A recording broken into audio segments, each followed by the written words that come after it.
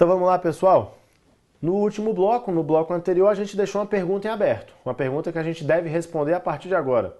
E a pergunta foi: é possível homicídio qualificado e ao mesmo tempo privilegiado? Ou seja, é possível que o agente pratique um crime de homicídio naquelas circunstâncias mais graves, que elevam a pena para 12 a 30 anos, e ao mesmo tempo receba o benefício de diminuição de pena, que varia de 1/6 a 1/3, lá do parágrafo 1º, o homicídio privilegiado? Vamos à resposta então, vem comigo na tela, olha só. Primeiro, vamos começar dizendo de maneira clara e objetiva.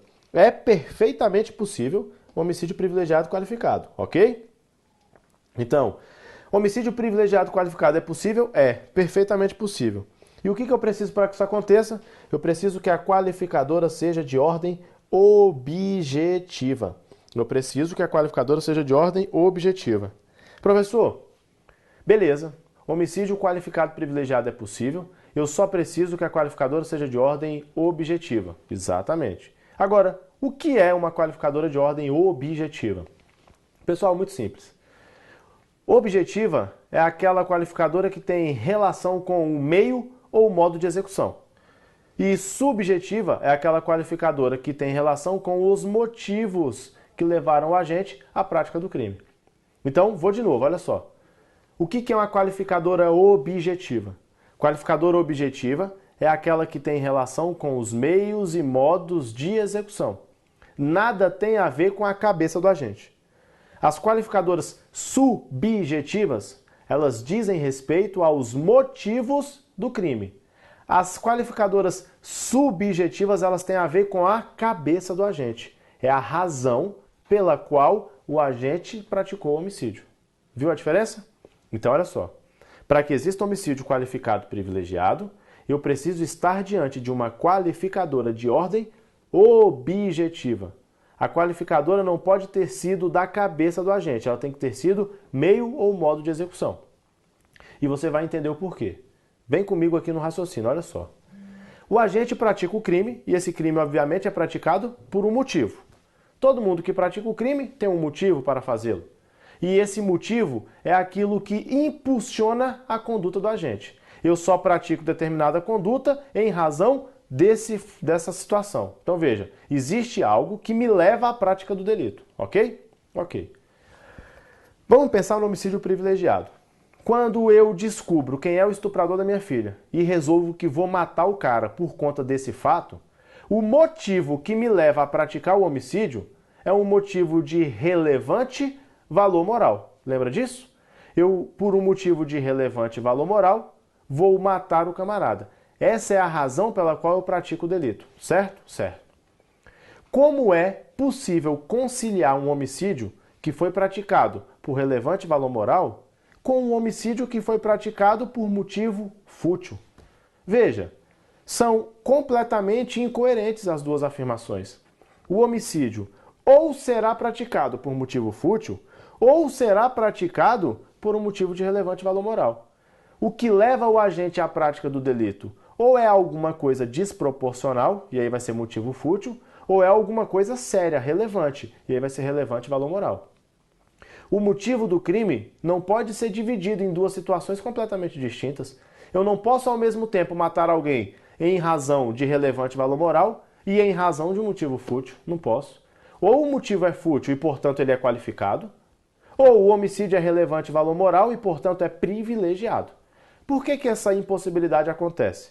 Porque aqui eu estou diante de uma qualificadora de ordem subjetiva.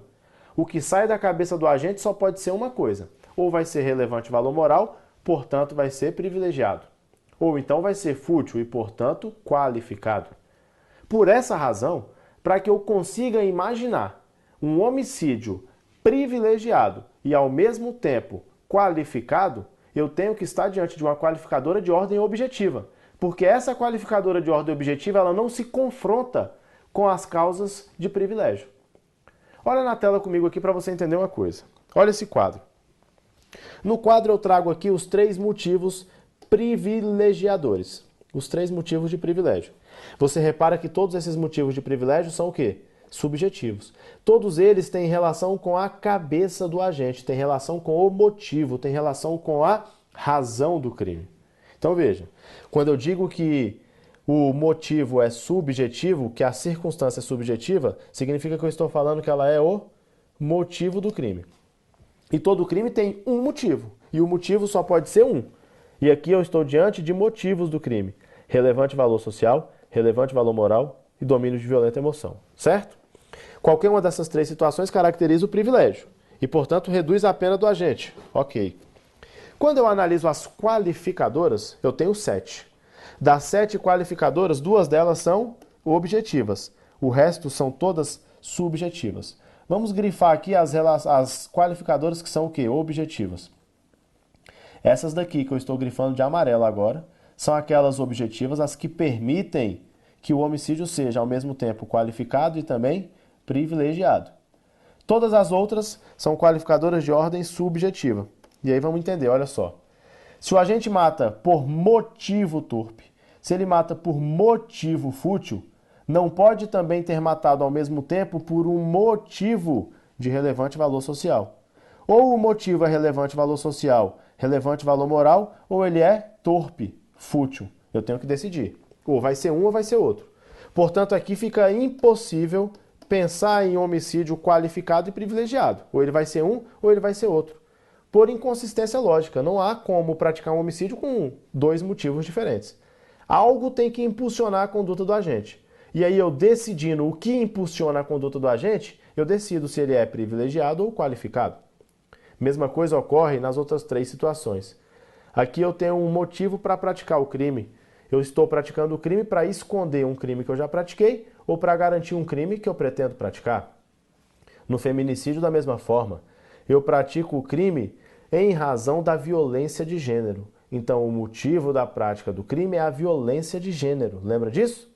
E, por fim, eu pratico um homicídio contra um agente de segurança pública. Por quê? Porque ele é um agente de segurança pública. Ou porque ele está exercendo as suas funções. Então, veja que é o motivo pelo qual eu matei.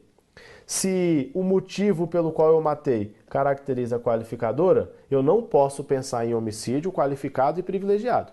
Para pensar em homicídio qualificado e privilegiado, eu tenho que estar diante de quê? Qualificadoras de ordem objetiva. E de ordem objetiva eu só tenho 2. Quais são elas? Quando eu utilizo um meio cruel ou insidioso, quando eu utilizo um meio que dificulta ou impede a defesa da vítima. Veja, são qualificadoras que dizem respeito à forma como esse homicídio vai ser praticado, ao meio de execução. E aí você vai entender comigo de maneira muito simples nesse exemplo que eu vou te dar. Olha que interessante aqui se você raciocinar comigo. O camarada descobre que a filha foi estuprada e ele descobre quem é o estuprador. Isso faz com que ele fique transtornado. E aí ele, influenciado, dominado por uma violenta emoção, ele vai matar o estuprador. Só que a emoção é tanta, ele está com tanta raiva do estuprador, que ele resolve matar o estuprador depois de torturá-lo bastante.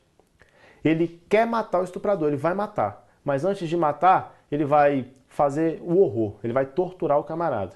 Então é o seguinte, ele pratica um homicídio e o motivo desse homicídio é o quê? É porque o cara estuprou a filha dele. Esse é o motivo. Domínio de violenta emoção, certo? Esse motivo faz com que o homicídio praticado seja privilegiado, reduz a pena. Mas como é que eu vou executar esse homicídio privilegiado? Aí eu escolhi um meio, eu escolhi uma forma de praticar esse crime. Qual que é a forma? Tortura. Sempre que eu pratico o crime de homicídio por meio da tortura, esse homicídio é qualificado. Mas veja que não são situações que se excluem. O motivo pelo qual eu pratiquei o crime é porque o cara tinha estuprado minha filha. Então eu estou dominado por violenta emoção. Mas o meio como eu pratiquei esse delito, aí eu escolho livremente. E eu resolvi praticá-lo por meio da tortura. Nesse caso eu tenho um homicídio privilegiado em razão do motivo que me levou à prática do delito. E eu tenho ele também qualificado em razão do meio que eu escolhi para praticar o delito. Veja que são circunstâncias que se combinam tranquilamente. Resumindo, homicídio qualificado privilegiado é possível sempre que eu estiver diante de uma qualificadora de ordem objetiva. Se a qualificadora é de ordem subjetiva, impossível. Porque aí o motivo do crime qualifica. Eu não posso ter também um motivo privilegiando. Claro isso daí? Tranquilo? Beleza. Agora, a gente tem que entender o seguinte. O homicídio qualificado é um crime hediondo. É um crime hediondo. E o homicídio privilegiado não é hediondo. Não é hediondo. Então eu tenho duas situações distintas. O homicídio qualificado, ele é hediondo, e até aí tudo bem. Todo e qualquer crime de homicídio qualificado é hediondo. O problema é que o homicídio, quando privilegiado, ele não é hediondo. E o que eu fiz aqui quando eu estou diante de um homicídio qualificado privilegiado? Eu juntei um crime hediondo com um crime não hediondo. E a pergunta que a doutrina faz é a seguinte: eu já sei que o homicídio qualificado privilegiado é possível, e agora eu quero saber se ele caracteriza ou não um crime hediondo. E aí, é o seguinte, camarada. O homicídio qualificado é hediondo, o privilegiado não é. Quando eu junto os dois, o que prevalece? Prevalece a não hediondez do delito. Então, se eu estou diante de um crime de homicídio qualificado e privilegiado ao mesmo tempo, esse crime é um crime não hediondo. É um crime não hediondo, beleza? Põe na tela para mim, olha aí. Diante de um homicídio qualificado e privilegiado ao mesmo tempo, prevalece o entendimento de que o homicídio qualificado e privilegiado não é hediondo, preponderando assim o privilégio. O privilégio, utilizando aqui por analogia o artigo 67 do Código Penal, que eu utilizo as circunstâncias subjetivas com preponderância sobre as objetivas. Então, a qualificadora é objetiva. A qualificadora é objetiva. O privilégio é subjetivo.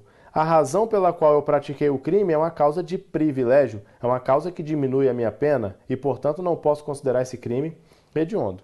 Esse é o raciocínio que deve ser feito. De fato, o homicídio qualificado privilegiado ao mesmo tempo ele é possível, mas não é considerado hediondo. Claro isso daqui, pessoal? Beleza? Vem aqui comigo um pouquinho então, olha só. Agora, a gente vai entender o seguinte. Eu tratei com você das hipóteses que qualificam o crime e que privilegiam o crime, e a gente conseguiu definir que o homicídio qualificado privilegiado ele é possível sempre que a qualificadora for de ordem objetiva, porque o privilégio ele é de ordem subjetiva. Beleza? Beleza. E aí existe a figura do homicídio qualificado privilegiado. Eu ressaltei com você bastante o fato de que um crime não pode ser praticado por dois motivos diferentes. Veja, sempre existe alguma razão para a prática do delito. É óbvio, o crime ele é formado por várias circunstâncias, várias. Só que dentre todas, sempre tem uma que se destaca e que é o ponto de partida para a prática do crime. Então, eu posso matar alguém por relevante valor moral e junto com esse relevante valor moral, eu posso estar amparado por várias outras circunstâncias, mas nenhuma delas é a circunstância necessária para a caracterização do delito. O que eu precisava? É esse motivo de relevante valor moral. Ele é que me leva a praticar o delito. Eu vou te dar um exemplo para você entender comigo o que eu estou querendo te falar. Imagina comigo a seguinte situação, olha só. O camarada não pode ficar comigo aqui ainda. O camarada, ele quer matar a mulher. Ele já está arquitetando todo o plano para matar a mulher. E por que ele quer matar a mulher dele? Ele quer matar a mulher dele porque ele quer ficar com a herança. Então olha o que eu estou te falando. Ele está arquitetando a morte da mulher para ficar com a herança do casal. Esse crime de homicídio que ele está arquitetando é um crime de homicídio qualificado por motivo torpe. É aquele motivo que espelha ganância. É aquele motivo repulsivo que espelha ganância. O camarada quer matar a mulher para ficar com a herança. E ele já está organizando o homicídio. Ele já contratou o matador, ele já está viabilizando o instrumento que ele vai utilizar para matar a mulher, ele já está atrás de comprar arma, ele já está agilizando.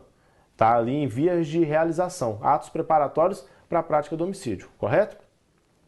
Qual é o motivo pelo qual ele vai praticar o crime? Quer ficar com a herança do casal. Tranquilo? Tranquilo. Ele já combinou com o matador. O homicídio vai acontecer depois de amanhã, já está tudo certo. Arma comprada, matador de aluguel já está contratado e depois de amanhã a mulher vai ser morta, para que ele fique com a herança. Beleza? Beleza. Hoje, antes de matar a mulher, ele descobre, e ele não sabia disso até agora, ele descobre que está sendo traído. Agora, olha que interessante.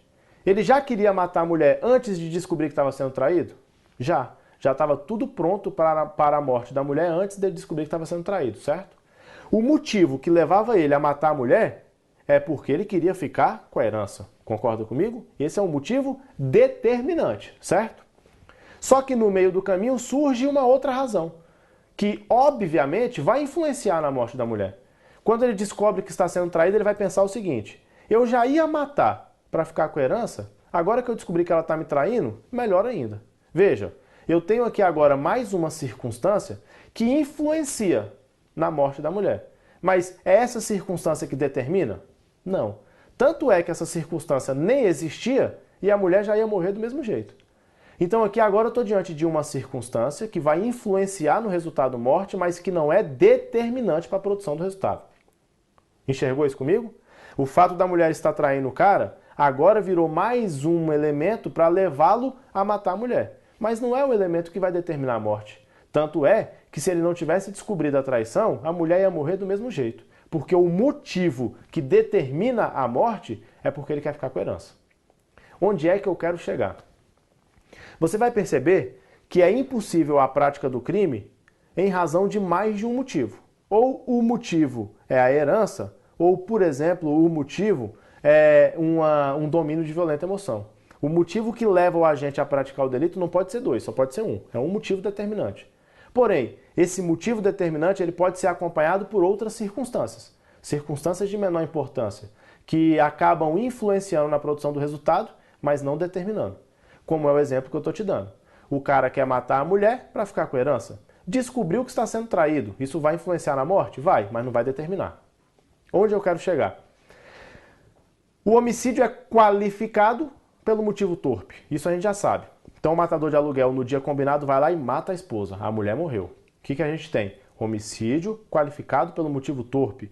Ele matou a mulher para ficar com a herança. Ok, homicídio qualificado. Mas existiu, no meio do caminho, uma circunstância que levava esse agente também a ter um relevante valor moral. Professor, que relevante valor moral? Ele descobriu que estava sendo traído. E ao descobrir que estava sendo traído, agindo por um relevante valor moral, ele também foi influenciado por essa situação para matar a vítima. Agora você vai lembrar comigo de um detalhe, olha só. O relevante valor moral, ele pode ser um privilégio. Quando é que ele vai ser um privilégio? Quando ele for o motivo determinante, para a prática do homicídio. Motivo determinante, o motivo que leva ao resultado. No exemplo que eu te dei, esse relevante valor moral não é o motivo determinante, ele é um dos motivos que vai influenciar, mas não que vai determinar. Esse motivo que influencia na produção do resultado, mas que não determina a produção do resultado, a gente chama de circunstâncias atenuantes. Circunstância atenuante. A circunstância atenuante ela tem a mesma razão de ser do privilégio, mas ao invés de determinar a produção do resultado, ela apenas influencia. Então veja, no caso que eu te citei, no exemplo que eu citei para você, o marido pratica o homicídio qualificado pelo motivo torpe, mas ele vai ter direito a uma atenuante de pena do relevante valor moral. Atenuante de pena do relevante valor moral. E aí você precisa lembrar comigo de um conceito que a gente estudou há um tempo atrás. Alguns blocos atrás a gente colocou aqui o sistema trifásico de aplicação da pena. Lembra disso? Na segunda fase de aplicação da pena, o juiz trabalha com circunstâncias agravantes e circunstâncias atenuantes.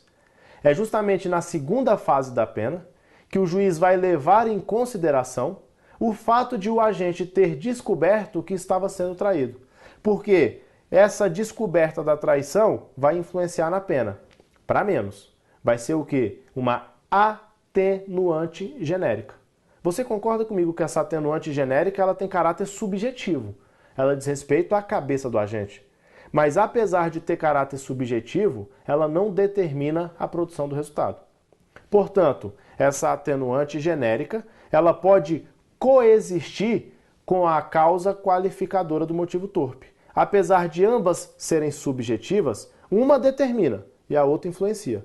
Quando isso acontece, é perfeitamente possível que eu tenha um homicídio qualificado pelo motivo torpe e influenciado de maneira menos importante por uma atenuante genérica de caráter subjetivo. E elas podem coexistir. qualifico o crime e depois reduzo a pena em 1/6 na segunda fase de aplicação da pena, como atenuante genérica.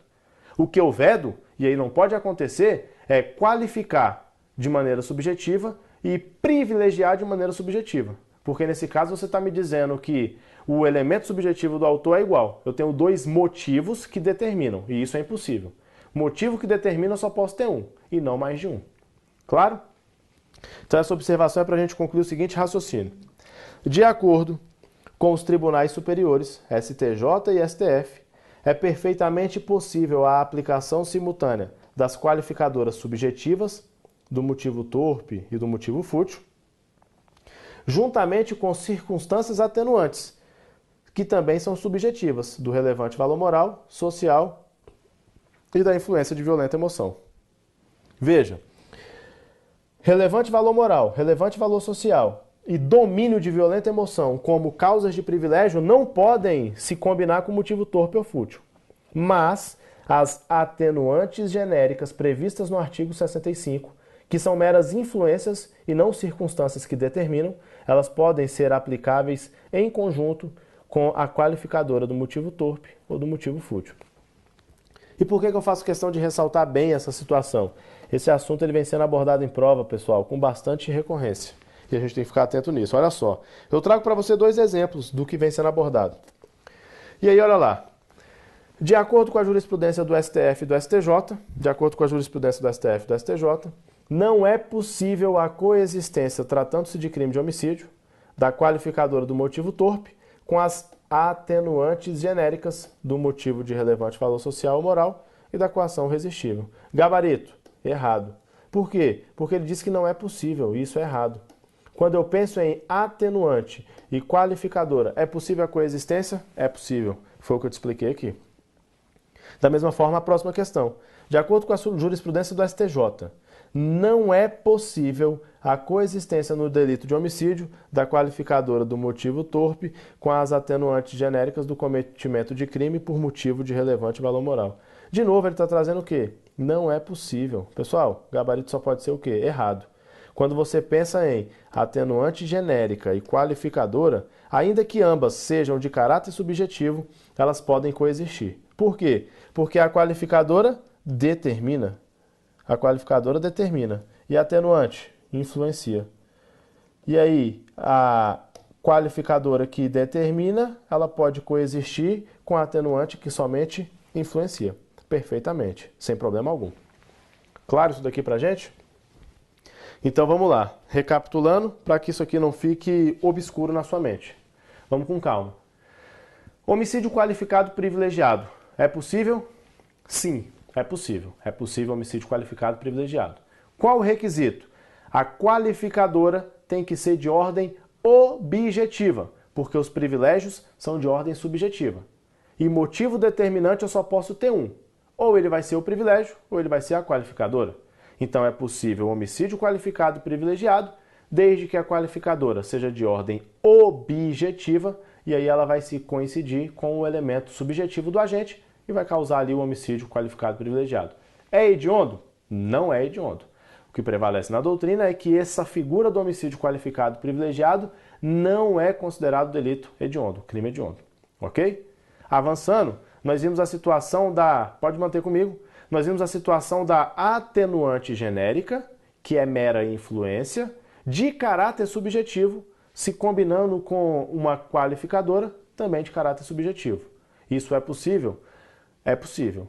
A atenuante genérica somente influencia, o que determina a produção do resultado é a qualificadora.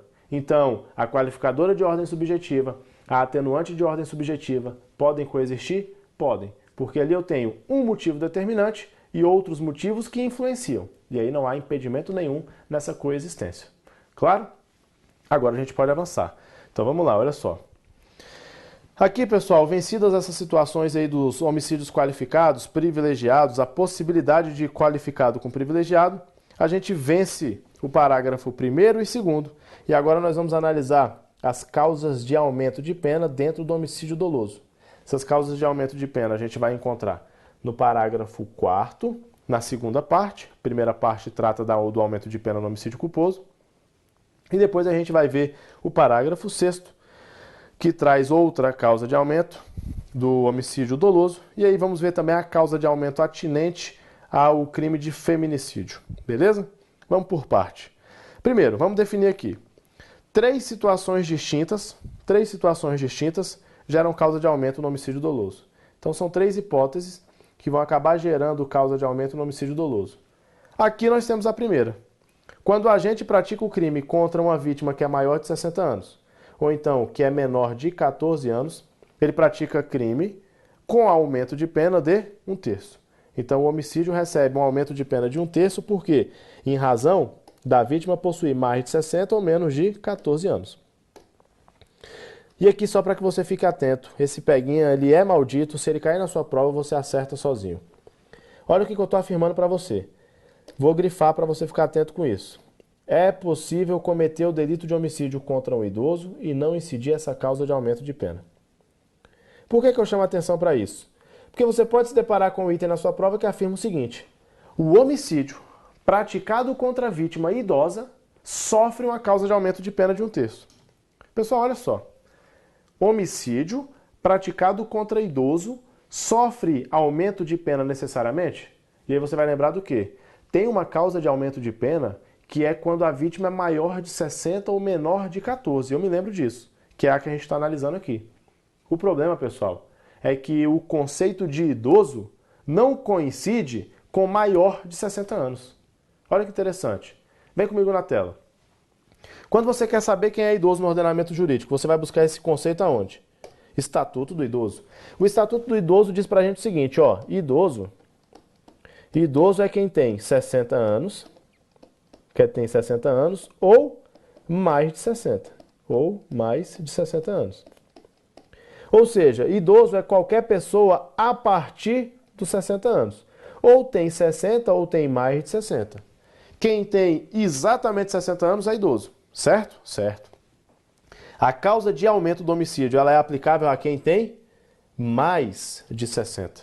Veja que é uma causa de aumento que é aplicável à hipótese dessa pessoa aqui, ó, que tem mais de 60. Mas nada diz daquela que tem exatamente 60 anos. O problema é que quem tem 60 anos é idoso. E mesmo sendo idoso, caso seja vítima de um homicídio, não incide causa de aumento. E não incide por quê? Porque a norma exige que a vítima seja maior de 60. E por maior de 60, a gente tem que entender o quê? Mais de 60 é a partir de 61. A partir de 61. Então, aqui a gente tem que ficar claro para a gente isso. A causa de aumento ela é aplicável contra vítimas que tenham a partir de 61 anos, ou seja, mais de 60. Quem tem exatamente 60 anos não é causa de aumento no delito de homicídio. Atentos a esse detalhe, a gente pode avançar. A gente pode observar aqui agora a nossa segunda possibilidade de causa de aumento. Crime cometido por milícia privada, sob pretexto de prestar serviço de segurança ou por grupo de extermínio. Veja, nessa hipótese a pena vai aumentar de 1/3 até a metade. É quando o crime é praticado por milícia privada e essa milícia privada informa que está prestando um serviço de segurança, quando na verdade não é nada disso. Ela simula estar prestando um serviço de segurança e pratica homicídio. Ou então, esse homicídio foi praticado por grupo de extermínio. Professor, qual que é a diferença entre milícia privada e grupo de extermínio? Eu trago para vocês aqui o conceito, olha só.